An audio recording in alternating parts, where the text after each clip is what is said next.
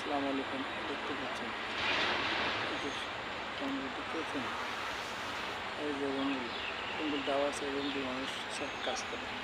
এই যে পাম বাগান দেখছে, পাম বাগানে আসতে হলে আপনাকে অনেক অনেক ধৈর্য লাগবে। ব্রেন যদি আপনি ঠান্ডা থাকতে পারেন, জীবনটা সুন্দর করে সারতে পারেন, এখানে এমন কিছু করতে পারেন। সবচেয়ে বড় মানুষ যদি চায় যে তার ভাগ্য পরিবর্তন করতে হলে আপনার মুখ থেরাপি ঠান্ডা এরকম মাথায় কাজ করতে হবে।